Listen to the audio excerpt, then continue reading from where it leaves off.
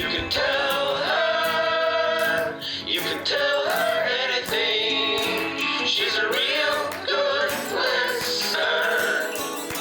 You can tell her anything. Yo, what's up? It's your girl, Father Longlegs. You know me, Daddy T. I'm the good T of the East, the wicked bitch of the Yes. I don't know if I like those nicknames, but that's what I gave myself this season. So we're sticking with it. I'm very excited to have my guest on today. He has, well, I guess it's not that new anymore, but it was new in the hiatus of this podcast. But he has an album out that you guys should definitely listen to if you haven't yet, called Take the Sandwich. You know him from Grawlix, Those Who Can't on HBO Max. It's Ben Roy. What's up? Hi, how are you? It's good to see you. I haven't seen you in a while, and thank you for having me on. Thanks for doing this. I always feel like I do these intros like stand-up shows, and then I get very self-conscious when a guest is staring at me like, who are you talking to? But, that's the vibe I like to set. So Thanks for being here. Yeah, this is awesome. I appreciate it. I don't know. I'm very nervous and awkward. So just, just deal with that. I know you're saying that, but I feel like it's hard to believe that you are nervous and awkward, because I feel like you're like the most energetic. I feel like you're just always energetic and excited when I see you, but maybe that's nervous energy. I don't know. I'm a very nervous energy. Like I've been like, I've had panic attacks and anxiety since I was like 14 or 15 years old is when they started. So a lot of my anxiety manifests as That actually segues really well into what I like. Before we get into the confession, I often do talk a bit about, like, this podcast basically was inspired because I started going to therapy late, and I, as most comedians, I think, share that anxiety background with you. But I didn't really understand that till I got older. Like in my 20s, I was living in New York, and that's when I, met other neurotic people who were like, oh, this is normal. So yeah. I do like to, it's fun to start on that note, because I think, especially from comedians who are open about it. But yeah, so whatever you're willing to share. But you said you started having panic attacks when you were younger. Like, did you seek out like therapy, or were you able to just sort of like find your way through comedy, or what do you do to self-soothe, I guess is my question. They started for me. I remember having panic attacks before, or anxiety attacks before I knew what they were. I used to stay home from school with them when I was in grade school, wow, middle school, not realizing that I was having some sort of episode, and I was hypochondriacal. My mom used to always be like, I always thought I was sick. I couldn't watch that show, Rescue 911. Oh man. I would like feel like my throat was closing up, and I would tell my mom, like, my throat's closing up, I can't breathe. And this is all a product of just, now I realize, or not realize, but now I know in my adulthood through like therapy and stuff, that this is common for boys who experience, sexual abuse, which I did. Not to make this overly heavy. I know this is a comedy podcast, so we can yuck it up. But no, whatever. Yeah, I think life is real like that. But I'm sorry that I didn't. Yeah, I'm sorry I didn't know that. Whatever. Shit happens, and so the first like real panic attack was, I think, my sophomore year. I like ran from class because my heart just started, like, all of a sudden I was sitting there, and then just go. And I just ran out of class, and I got some water and paste in the hallway. And then I came back, and it started again. And I ran home. I like ran down the street to my house. And that's when I started therapy. And then I was first medicated for a panic disorder. And so I've kind of dealt with it all throughout my life. And even while we were filming Those Who Can't, I had a nervous breakdown, and I ended up in the hospital for the night during it, because there was so much stress, and that and lack of sleep and things obviously triggers anxiety. Yeah, totally. I feel like a lot of that's the side of, like, I guess, acting, even though we're talking about comedy, but it is acting, right? Like, that people don't always talk as openly about, but the reality is, like, the triggers are there. You have to put yourself into certain situations and characters, and if you have any history that could be triggered, it's that weird half like good half bad where you're like, I can get super into it, but then when you're like, I'm too into it now, my body is confused and thinks I'm in trouble, and then you're like, what do I do? Like, your brain, the lizard brain doesn't really know all that different between it, and also we shot those who can't single camera, so it wasn't on a sound stage or anything in a multi-camera, so like they were long days. I mean, 15-hour days, 16-hour days, and just the exhaustion. But now, I mean, therapy is a big thing for me for managing it. I'm admittedly love Brazilian jiu-jitsu. I got into jiu-jitsu and probably 8 or 9 years ago, and it's been not a panacea necessarily, but definitely the closest to an all-around remedy for it that I've found. That just training, and there's when you're what we call rolling in jiu-jitsu, not taking ecstasy. Oh, that's so funny that it's called that. I mean, I'm sure there's some like subconscious connection, because the idea of being like in flow, I guess, like where you're. That's exactly it. You're there's what we call flow state, where you're just moving and not thinking, and you're trying to find an out to whatever submission or things you're in. But that's been a big thing, and trying to really focus on what I put into my body, like not eating a lot of I don't eat caffeine. I don't drink caffeine. I don't try to avoid sugars regularly, because that definitely makes my anxiety worse. So things like that.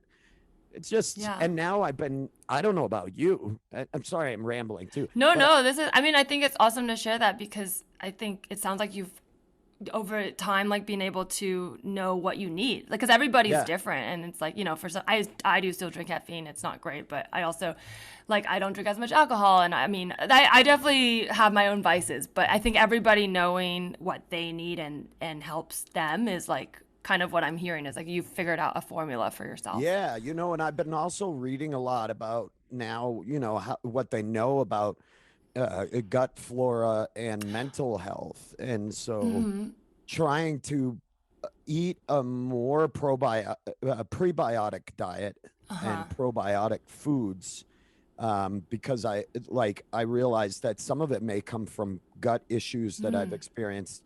So like I'm just trying to be as responsible with that, because if I don't, I get into these cycles where, I mean, I've ended up a shut-in. I lived in an apartment that had no furniture in it for like 3 weeks, sleeping on the floor because I could not leave the apartment.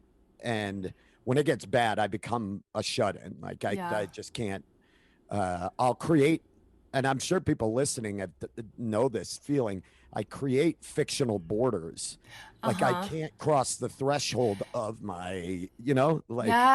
It's almost like when you don't feel, I mean, I think the research is like, there's still going to be so much more coming out, but and I'm not an expert, so feel free to correct me if you guys know, but from what I understand, it's like when your body doesn't feel safe, it's almost like an allergic reaction. That's why it's interesting when we talk about panic attacks, where we're connecting now, because it's not like it's not happening. Like you are having those symptoms, it's just you're not in danger, but you are in danger by your body. So it's silly when people go, calm down, because if your throat's closing up, it's closing up. It's not like that's fake.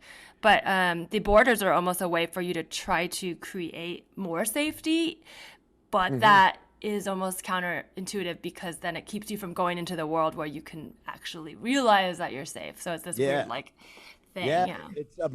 It's definitely a form of obsessive compulsive disorder. And I've read a few books I love to read, and I've read Michael Pollan's book, about how to change your mind with psychedelics and things. And they're talking about in it that obsessive compulsive and anxietal type thinking and panic based disorders are a rigidity of thinking.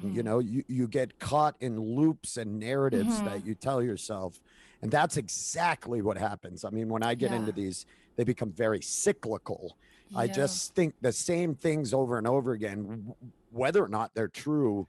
at all. The thing is, they were true at some point, which is the part I think we're finally learning to talk about. I've done EMDR before for like trauma, and it's done wonders, but they literally describe it like it's like a glitch almost, where like in the code of patterns of what you believe, at some point, you know, if there's something traumatic, it doesn't get processed correctly. So then anytime something reminds you of that, even if you don't realize it does, it could be like a smell or a feeling or whatever, then you glitch again. And that's helped me thinking about it like a computer, even though I think I'm overly emotional. For some people, it's better to think more emotional. But for me, it helps to be like, these are boop, boop, beep, boop reactions, you know? Because then I can like be like, let me diagnose, like, let me do the startup disk recovery mode or whatever. Yeah. Defrag your brain. Yeah. I love that. That's it. Like I had to do the same thing, because if I don't understand the mechanism behind it, and I think it's important to do that, because because I think we get thinking that there's something spiritually wrong with you, or something that is this intangible thing you've done wrongs and you're being tortured, which is definitely a way you can go. It's but You're talking about Catholicism or what? Yeah. I mean, that's the way I grew up. I mean, I grew up in, and you know, the abuse that I experienced came through the Catholic Church, and so that type of thinking that I'm being punished, you know, and things like that people, I had to find the scientific, you know, the thing rooted in materialism, that why is my brain doing this? And that's helped me out a lot, you know. I mean, to know it's okay. It's a medical thing. Other people experience this, you know. Like it's actually your body's working right. Well, I'm sorry you went through that, but it's cool to come out on the other side, because I think hearing this is helpful for a lot of people. Because I think the reality is, we think, like you said, something's wrong because it feels off, but in reality, your body's telling you, like, the alarm is working. Your body is telling you, no, people are fucking with your reality. Something is wrong. It's not you. But of course, you know, abusers are not going to, they're going to want you to believe you're the problem. And so I think it's definitely helpful, as more research comes out about that we can listen to those like built-in sensors, you know? Yeah. It's a really, I mean, it's been an interesting process of being more open about it and talking about it a lot more. And, you know, I for myself, pressed charges against the Archdiocese of Manchester, New Hampshire, in the camp where this Catholic camp where this stuff happened. And so I also did that, you know. I mean, I think that's really brave. Yeah. What it made me realize is that I did this as a 39-year-old man or 40-year-old man when I went in and gave like my statement and started that process. I could not imagine being a young female. I mean, this was terrifying process. Or a young boy. I mean, you were that young boy, you know. That's the hard part, is knowing you're doing it for him, but it's also to know that that's someone now or something. I think the stigma is different in the Northeast for boys. Gotcha. And, you know, I think that's why we didn't, you know, growing up in New England, no one talked about it. That's why it festered there. I mean, you know, I think it's a lot different, but just going through this process, I'm like, I could not imagine, because I feel like, you know, if anybody fuck with me now, like, not being over, I would handle myself, but I can't imagine if you're also afraid of the people around you and the environment. Yeah, it was a weird thing, but yeah, man, I took this fucking heavy. I mean, thank you for sharing that. I mean, sometimes this pod will get heavy. It's funny because I always I'll sometimes start with a quote unquote good confession that's just like a humble brag, and today I didn't do it, but I'm almost like, maybe we can do the good confession, take a break, and come back for the big one. Because sometimes the pod gets heavy, but sometimes it gets really silly, and you never know where it's going to go. But before we take a quick break, do you have something good you want to confess? This is just like a humble brag, a quick little anything you got coming out that you're excited about, or you're like, I ate really good sandwich yesterday, whatever. It's that sort of like palate cleanser, good confession. I can, good confession is when I was younger, I memorized almost all of the table of elements. Wow. Do you still remember? Like, there's some things I that just stick remember. with you forever, you know? Yeah, it's I can remember most of it. I won't do it all, but okay, but What's your favorite element? ooh, I mean, name wise, I Like, don't know a yeah. lot about them, but I would As a say kid, did you have mol- favorite? molybdenum is fun to Whoa, say. okay. You know what That's I I have mean? no idea what that is, though. Ma- You could be manganese, making them up and I would have no idea. diprosium. Diprosium is a fun one to say. They're more just fun to say, but it's like Yeah. antimony, arsenic, aluminum, selenium, and hydrogen, oxygen, nitrogen, and rhenium, and nickel, neodymium, neptunium, germanium, and iron, americium, ruthenium, uranium, zeropium, zirconium, lutetium, Oh vanadium, my God. lithium, and osmium, and acetinium, iridium, and gold, titanium, indium, and gallium, and iodine, and thorium, and thulium, and thallium, yttrium, and terbium, actinium, rubidium, and boron, gadolinium, niobium, Wow. strontium, and silicon, and silver, and samarium, and bismuth, bromide, and lithium, and beryllium, and barium. There's holmium, and helium, and Oh hafnium, my and God. perbium. I can keep going, but yeah, Wait, is that I mean, I was like, it's a is that a song. song? Because it just sounds like a list. My dad was like a big fan of Tom Learer's comedy when he was like, and he had the records, and Oh I my God. memorized. He wrote Wow. the Table of Elements as a song, and as a little kid, I Wow. memorized it. But so that's the humble brag. I can do that. I think you're the only person I know, maybe in the world well, I guess he did, but who knows if he memorized it, you know? It's My dad honestly, can still do it because he's a that's a real fucking wild. nerd. I mean, I But just know gold is AU, and that's magnesium, and then magnesium. Those are the two I know. yeah. There's so many more than what that song because they're constantly discovering, That's wild. Yeah, but anyway, so that's my humble brag. I Yeah. love it. Well, let's take a quick break. When we get back, we'll get your confession. And we're back. Ben, the time has come. Is there anything Oh, you'd like to no. tell me? This is more of a story. I feel so. This relates to my insecurities about myself. No, I love it. I mean, Okay. no, I don't love your insecurities, but I feel like there's such a release in just like, I mean, we Oh, get it from God, comedy, I but hope just the talking owner about of it. this place is not listening. Oh Okay, gosh, so okay. Denver has legalized marijuana now, but for a while during this kind of gray area of medical or medicinal marijuana and legal marijuana, there was a chain of pizza restaurants that I will not name here in Denver that would do 420 friendly shows after hours. Okay. And they would black the windows out so you couldn't see inside. Uh-huh. And then they would host these great comedy shows inside their pizza shop that you were allowed to free and openly smoke inside. And cool. they were Great really, marketing for pizza, honestly. yeah, it was. And they would crank pies out. And but they were after everything in this neighborhood had closed, so it was just this pizza shop that was open but not really open. And when you were inside, they didn't want you to go outside because they didn't want people hanging out up front and tipping anybody off. So I'm inside. I have a set coming up that I'm doing stand up for. I'm doing a set, and as is common, before I perform, for me, I usually have to go to the bathroom. Okay. I have to take a dump. My stomach gets real upset before I get on stage because I'm nervous and whatever. Classic warrior behavior. That's what warriors need to like expel so they can run. Right? Yes, exactly. Just the most impotent warrior on the planet. But but this is a pizza shop and it's not very big, and they do have bathrooms, but it's like a single bathroom, all gender bathroom that's just right near the kind of show area. I'm getting And- anxiety hearing this because I can already feel like the wooden door that you can hear laughter through, and you're like, Yes, "Ah!" Like, yes. there's no fan, you're like, yes, "No." exactly.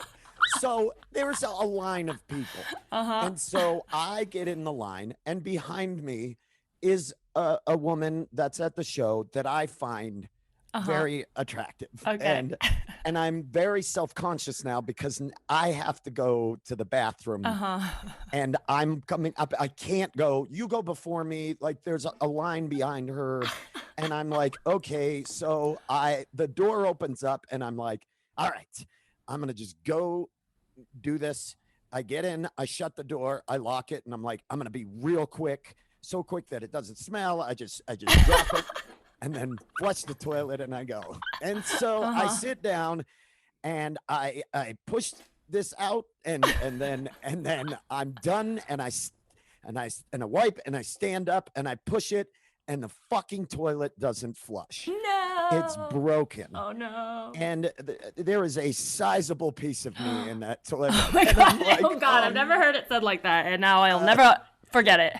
And so I'm like, oh no. So I lift the tank up, and I'm trying to like manually flush it, and I can't imagine what they're hearing out there. And this was, mind you, this was like 12 or 13 years ago when I was still kind of drinking. I've stopped drinking. I haven't drank in 11 years, but I was drinking at this time. Congrats. And so now I'm freaking out. And the toilet won't flush, and I don't know what to do. So I wrapped my hand in toilet paper. Oh my god, no! I was hoping that's not where this. Oh gosh, okay. But also, yes, I reached into the toilet, grabbed it, and threw it in the trash. Oh my god! And then covered it in the trash with toilet paper. Which was even more weird because what it left is water that had clearly been affected by that, which is like flecks of it, but not. You're like scooping water. Yeah, like Goldschlager. I had left Goldschlager in. Yeah. And now I'm like, oh no! And so I washed my hands really good and everything, and then I just went out, and the bathroom smelled. But there was nothing in the toilet, and I'm like, oh, the toilet's. So now did you say it was broken weird. Or anything? Or yeah, I just said it's weird. The toilet's broken, and man, does that bathroom smell? And I just left. Oh, okay. Classic. Blame it on this public. Who knows? It could have smelled before. Yeah. I know the person who owns this chain of pizza shops very well, and I don't have the nerve to ever tell him that I left. God, that's so funny. No, It's because so I can insecure. totally understand, because I feel like everyone's had like, well, not, I guess I'm old now too, but like, not that we're old. We've lived life. I feel like at this point, I would be surprised if nobody's ever clogged a toilet or had to poop at a party or something. But it's hearing that, we all just get that instinct of like, oh my God. But it's almost like, having been through that at all, now I'm like, well, I probably just let the host know. Like, I'm like already figuring out all the possible scenarios. And it's like, none of this can end well except if it flushes now. And if it doesn't, I just have to handle it. The thing is, it's not like she went in before me and then came out after. So that's the thing. I could have just been like, somebody left something in the toilet and it's clogged. I could have said it wasn't mine. Like, I don't know what. Like, and as if the idea in my brain that this woman behind me was gonna, like, I left. She was like, "Ooh, he's cute. I'm gonna get his number." Oh, never mind. There's poop in the toilet. He poops. Yeah, exactly. Disgusting. I can't date him. That she even thought anything of me, or just the fact that if I came out and the bathroom's clean, she's gonna be like, "That was the final box I needed to check on this guy before." It was so like, so funny, so insecure, and I left that night like, what did I do? Like, what is fucking wrong with me? And it's this moment, like, but then I realized, over the years, talking to people, we're very insecure. Most people, not everybody, are very insecure about their shit. Well, there's a lot of shame around it. I think also as young children, because I think kids are curious about like the things that are taboo, and then adults don't like to talk about it. So then I don't think kids feel shame at first, but then they hear the shame from their parents, and then they want to talk about poop and pee, and then, teachers are like, don't do that. And I think we learn the shame really early on. But I think it's very relatable. I mean, I've definitely read like those embarrassing magazine stories with girls on dates will like be like, I don't know what to do, like scoop it and throw it out the window, like, it's like the lengths will go. No, I think you're right. I mean, I have a son. My son is now 17, but when he was little, he didn't care about a I mean, it was, Uh-huh. if given the opportunity, and a couple times it was, it's body paint. He's Uh-huh. a club kid, just covered in this stuff, and he's like, "Look at what I did." And then we're like, "No, no," And I think there is a real like, my ex would be like, I can't. She would like go to a restaurant. If she had to go, she would just hold it for hours and be like, I have to get home quick, because she can't do it out in public. Sometimes I'm still like that. I think I've got like now I don't feel as much shame from other people because if I really like sit through and think through my anxiety, I'm like, well, what am I afraid of? That someone's gonna be like worst case scenario. Oh, that girl pooped a lot and it smells. Like, okay, Yeah, cool. yeah. Sorry. Like, all right, okay. Yeah. That sucks, but yeah, whatever. But no, it is. Sometimes I'm like, can I get home? Then I will. But yeah, no, it's kind of, yeah, I don't know. What are we afraid of? It is hygienically, I do think there is some sort of instinct of like, that's protecting us from like your son covering himself in poop, because that's probably not great for spreading disease, but we have so much shame about it. It's wild. We do. I mean, there's this, at least in Western culture. I can't speak for every culture and civilization on the planet and whatnot that is or has ever been, but definitely in the US, it's like that. We don't want to hear about it. We don't want to see it, and I'm admittedly like guilty of that. So it's, but comedy, see, when I was younger, I couldn't go out in public, like I would wait till I got home. But I think touring, both in a band, especially a band, traveling with people, it just, you end up having to get over it, or you have to have a system and it quickly becomes like, that's your thing. Music venues are the worst. And at least comedies, most of the time there's a green room, and there's a restroom where you feel like you can, or a hotel room or whatever. But when you're touring with a band, oftentimes, like you say, privacy is at a paucity on the road. And so, you just kind of get comfortable with that kind of, having to use bathrooms that are public. But yeah, it was definitely not something I have ever talked about and it's the only time I've done it. Now I'm like, I'm never gonna do that again. I will never. Oh my God. That was it. That was where I felt like that's how you learn. You're like, well, do I want to do this, or do I want to just have someone think I stunk up a toilet? That's fine. Yeah. Do I want to touch the poop? That's worse. I'll just go out and be like, honestly, now if that had happened, I would have got up on stage and just told everybody talked about it and talked about it, but and apologized publicly to the person after me. Oh my gosh. Well, that's how sometimes the way we get that release too is because it's that I think there's a shame of like, I can totally see like one-on-one, if it was one person and they knew, I'm almost like embarrassed. And then you almost want to tell someone else. You want to tell your like best friends, like, oh, I just walked in on a girl peeing at a restaurant the other day, and I had to like tell my boyfriend because I felt embarrassed. But I'm sure she was too. It's like, oh, I'm embarrassed, and then you tell someone else, then it somehow feels less embarrassing. I did it on an airplane with this type of airplane. The bathroom cabin door was not sideways. It was kind of diagonal. Like facing down the aisle on this. Oh no! And so everyone's.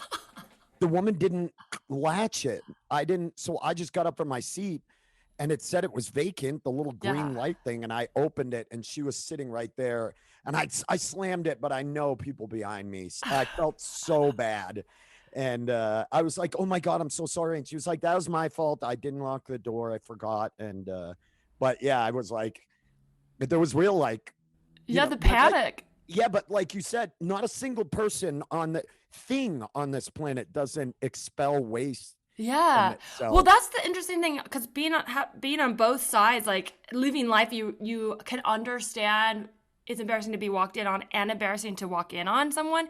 And so it's almost like it's like a wash. Everyone's just like, that happened. Glad it didn't happen to me. And then you just forget. Like, nobody's like, we all think, oh no, now everyone's staring at her, or, everyone's staring at him. But reality, I think we all know in that moment, like, oh, that has happened, and here's how I would want someone to react to me. Not at all. So then we all kind of do that, unless you're a child, I guess. But yeah, if that happened to me, if I had been that woman on that airplane, I would have been like, don't I don't want anybody to just say, just something Like no reaction. Yeah. And we all just know that. Everybody look down and yeah. Uh-huh. But anyway, yeah, that's my story. Oh my God. No, that's great. Yeah, we haven't had anything like that. Brandy Posey did do a intentional shit as revenge when she was in high school. So we definitely had shit stories. But honestly, intentional shit. You know, yeah, the summary. No. I'll give you the summary, and if anyone wants to hear it, they can go back. But she was trying to defend a kid that got bullied at a swim meet, and so she went into the other team's locker room and took a shit on the floor, which I think is hilarious, but also insane. So good. Bananas. Like, I love Brandy Posey already. What I would do, but I love that because I love Brandy. It's so funny. There's something so like deranged about it, but it's also for the right reason. And so I already love Brandy Posey, and it made me like her even more. Yeah. So. Poop is funny and weird. I mean, I still like I've been in my now like I guess it's a long-term relationship, almost 2 years, longest for me, but you know, that's a long-term relationship, sure. Yeah, I feel like if I was still embarrassed about poop, I don't love it, but you know, we wouldn't still be together. But you know, but early on, I would literally first try not to poop there, but then at some point, you're like, do I want this relationship to last? Then you either have to be like, are we gonna break up before I ever poop at your house? Or, you know, at some point, I'm just gonna have to do it.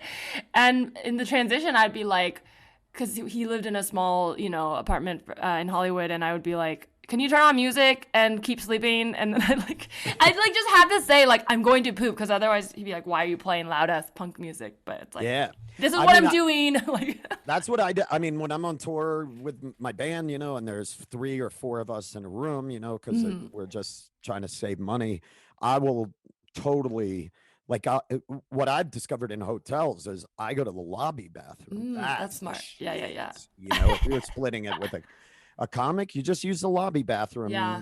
And but with a new relationship, it's definitely hotels I hate though, because they're always so small. Often they have like not a full door where you can even see. So I'll sometimes send, like, if I'm traveling with my boyfriend, I'll send him to walk my dog. I'm like, go walk my dog for at least 15 minutes. I'm like, that's great.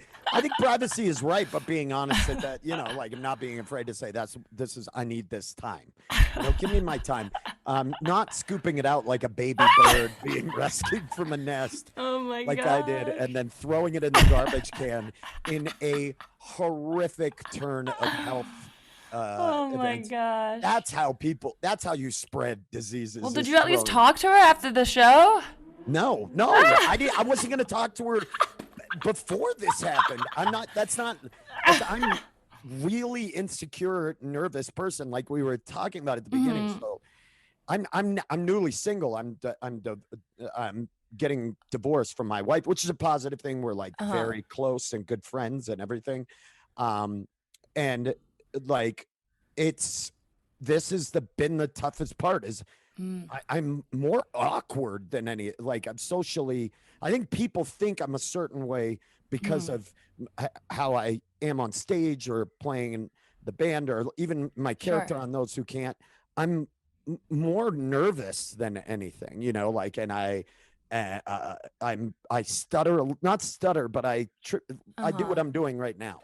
But that's the fun part of getting to know someone. I think it is the weird dichotomy of being having a public like performance, you know, because you're good at comedy, you're good at acting, and so it's not that that's a fake you, but like you would go on stage with an act that you know well, and so of course it's going to be you, but slightly different. And I think that's the fun of getting to know. I mean, it's also the fear of it, but people thinking they know you, but getting to know the real you. I think that the right person, that's the fun part. So I think being you with those anxiety, I mean, not crippling anxiety, but all those nervous tics, I think is for someone to discover is really fun too.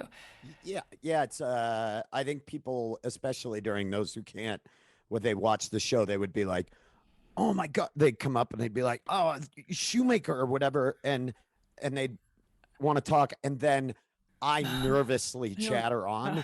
And then they're like, what did we get ourselves? Because I'm still going. But anyway, yeah. So, but yeah, lots of nervous, stupid things I've done with my nervousness like that. So, Well, I'm I glad hope you shared that. I think works. it's relatable. It totally works, and I think it's relatable, hilarious, and I'm just sure there's people who are listening who have like never told anyone, but secretly done something like that too. So hopefully, I hope somebody we'll chucked it out the release. window. I release your shame, and anyone listening to this, your shame is released too. You don't have to tell anyone. I have a quick game to end with. Do Okay. you have time? I do. Okay, awesome. This is inspired by, so you have a lot of tattoos. You've talked, I mean, most people know this, but I've also in person seen you get a tattoo to win a show that was not live streamed, just not important. live. Yeah. Not even sold out. It was very funny to watch. And Sold out. I know it just seems stupid now, but so it got funny. a laugh. So It was great. Now you have a tattoo of Kakunin and a fake quote, he said. But this game is inspired by your love of tattoos. I love tattoos as well. I don't have as many as you, but have one day quite I a- will. You have quite a few. I do. Yeah, I would love to get a sleeve someday, but I wouldn't want to start it till I know I can financially do it. I mean, it's better to do it piecemeal, and just do it. Yeah, that makes sense. It'll happen. Yep. So this is a Would You Rather tattoo edition. Very simple. Okay. Basically, it's two hypotheticals. One is to get a tattoo of something, and the other is to do something in real life. For example, I would get a tattoo of 100 burgers before I eat 100 burgers in one sitting, but I would suck Joe Rogan's butt before I got a tattoo of Joe Rogan on my butt. So Okay. All right. give you two scenarios, and you just would you rather one or the other. Okay. Okay. So this one is: are you a Dune fan? Do you know Dune? I've not read any of the books or anything, so I'm completely new to this. All right. Well, this is just, I mean, you don't have to know about Dune, but it's Okay. inspired. This one is Dune inspired. Would Okay. you rather stick your hand inside a burning hot black box of pain, or that's something that happens in Dune? Yep. Or get a tattoo of Timothée Chalamet's eyes on your eyelids? Oh man, how long does the burning box of pain last? Okay, it's the Dune box, and in the Dune box, you feel it, but when you take your hand out, it's okay. So let's say 5 minutes. Oh my God, but it's like excruciating pain. Yeah. Okay, 3 minutes. Fine. Okay. Ooh, that's tough. The eyelid tattoos are kind of interesting, but I'm trying to think how it would affect if I slept next to somebody. You would look like Timothée. It'd be weird. I'm gonna go with the burning box of pain. Okay, yes. I I think I would go with that too, because it would be over, and then I wouldn't have to think about it again. But yeah, that's a hard one. Okay, this one's inspired by The Revenant. Okay. Okay. Yep. Would you rather spend the night inside a bear carcass for warmth, or get a tattoo of a bear carcass on your back? Ooh. I would rather get a bear carcass tattooed on my back, because I think you could really come up with a cool scene that's True. part of, and I feel like there's a part of me sleeping inside a bear carcass as a pescatarian that may fully scar me for life. So yeah, I'm gonna say I would rather get a tattoo. That hat, not Okay. just Yeah, you could design it how you would like. I could Yeah, add pick the some- artist. Yeah, I'm gonna say that. That's Okay. an American traditional. Maybe it's something cool. I like that you're already picturing it. Okay. Yeah. Okay, here's the final one. This is Okay. Bigfoot inspired. I wasn't sure if you're a Bigfoot fan. Hopefully Yeah. you. Okay. yeah. I did Google to see if you had jokes about Bigfoot, just to make sure you weren't hardcore Bigfoot fan, because I No. don't want to. I know people who are, and that's fine. So this is for general Bigfoot question. Would you rather become a Bigfoot stan for a full calendar year, defined by anytime you think about doing stand-up, you have to sub that with Bigfoot stuff? So this is your new passion, okay? So you would have to, instead of doing stand-up or writing, you would post on a Bigfoot forum, go to a Bigfoot con, hunt Okay. Bigfoot, or get a tattoo of Bigfoot doing stand-up on your biggest foot.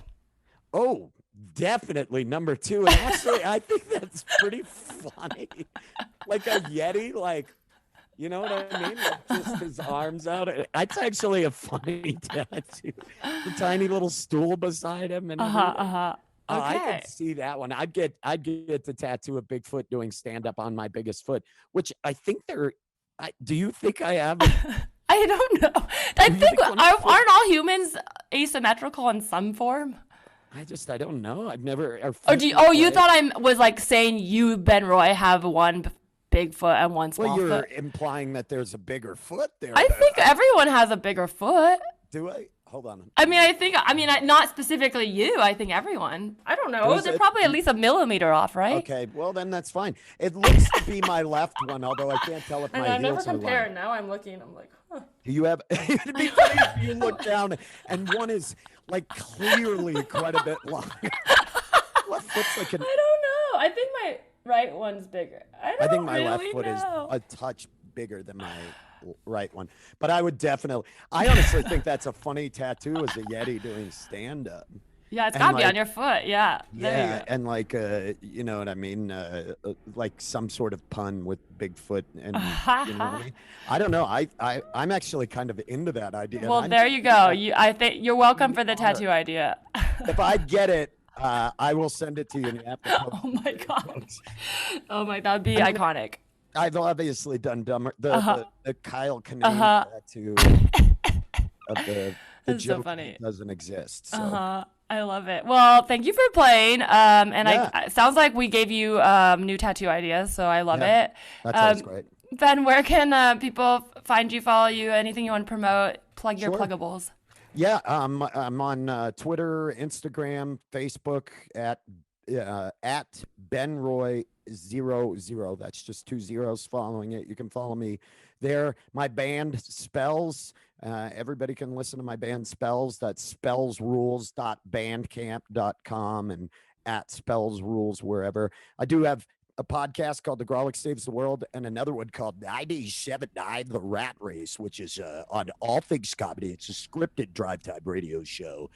And so if you get a chance, go ahead and pop on over. We're going to be doing some ticket giveaways this weekend to see Kip Winger live in concert at Comfort Denner Amphitheater. But anyway, yeah, so you can check out all that stuff, and I'll be out telling jokes at shows. Come and see me. But this rules. This was so fun. Thanks for I doing had it. such a good time, and I like this podcast, and it's fun. So Oh, thanks so much. That's so fun. Yeah, make sure you go see Ben live. Follow this podcast at Tell Me Anything Pod. I've been Teresa Lee. This is You Can Tell Me Anything. Thank you for listening to You Can Tell Me Anything. You Can Tell Me Anything is a comedic podcast created and produced by Teresa Lee on the Hoo Ha Ha Podcast Network. The Hoo Ha Ha team is Ashley McAtee, Audrey Povar, Maggie Reed-Austin, Cardi Assad, and Stephanie Binot. The theme song for this podcast was created by Cody Johnston. The outro music was written by Shipwrecked Sailor. And the Hoo Ha Ha app can be found in the Apple Store to stream your favorite comedy series and laugh out loud podcasts by the funniest women in comedy. To contact this podcast specifically, you can email tellmeanythingpod@gmail.com and follow us on Instagram at tellmeanythingpod. Thank you.